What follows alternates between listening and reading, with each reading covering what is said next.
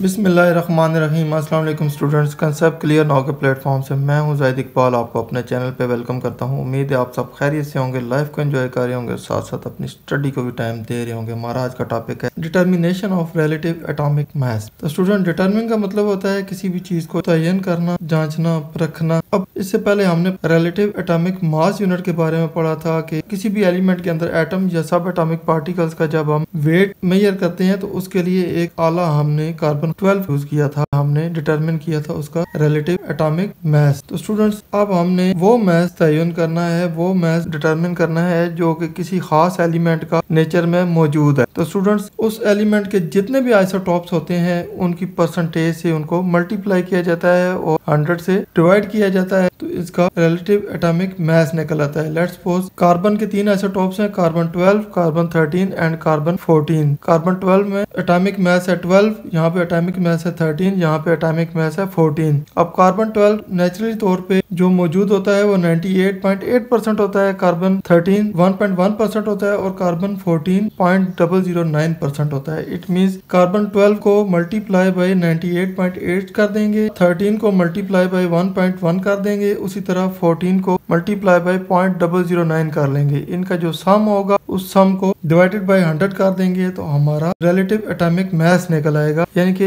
एक खास एलिमेंट के अंदर आपने उसका रिलेटिव एटॉमिक मास निकालना है। इससे पहले हमने जो पढ़ा था relative atomic mass and atomic mass unit, ये ओवरऑल हमने नापा था, किसी एक खास रिलेशन से इसको नापा था। वो रिलेशन क्या था, वो रिलेटिव क्या था, कार्बन 12 को स्टैंडर्ड रख के बाकी एलिमेंट्स के पार्टिकल्स का वेट मेजर किया था। लेकिन अब हम किसी खास एलिमेंट के अंदर उसके आइसोटॉप्स का एटॉमिक मास निकालेंगे। तो स्टूडेंट्स, वीडियो का बाकायदा आगाज करने से पहले आप सब दोस्तों से रिक्वेस्ट है चैनल को सब्सक्राइब करें, स्पेशली जो new viewers, new commerce channel पे आ रहे हैं, चैनल को लाजमी सब्सक्राइब करें, वीडियो को वॉच करके लाइक करें, दोस्तों के साथ शेयर करें और बेल आइकन जो घंटी का बटन है उसको लाजमी दबाएं ताकि मेरे नए आने वाली नोटिफिकेशन वीडियोस और टॉपिक्स जो मैं अपलोड करूं ऑटोमेटिकली आपके पास आ जाए और आपको किसी किस्म की परेशानी का सामना न करना पड़े। वीडियो का बाकायदा आगाज करते हैं। डिटर्मिनेशन ऑफ रिलेटिव एटॉमिक मास कहता है the relative atomic mass of an element can be calculated from the relative masses of its isotopes and there relative abundance. तो किसी भी एटॉमिक मास का रिलेटिव एटॉमिक मास निकालेंगे, उससे रिलेटेड जितने भी आइसोटॉप्स हैं उनको मल्टीप्लाई करेंगे उनकी नेचुरल अबंडेंस से। कहता है natural abundance of isotopes of carbon is as follows. Carbon के जो आइसोटॉप्स हैं 3 हैं, उनकी नेचुरल अबंडेंस कार्बन 12 की 98.8 है, कार्बन 13 की 1.1 है और कार्बन 14 की 0.009 है। तो स्टूडेंट्स, ये रीडिंग्स आपको याद करनी पड़ेंगी। Calculate relative atomic mass of carbon. तो अब हमने कार्बन का रिलेटिव एटॉमिक मास कैलकुलेट करना है। सोल्यूशन है, कहता है the relative atomic mass is a weight average of all the naturally occurring isotopes of an element. तो रिलेटिव एटॉमिक मास क्या होता है कि उसके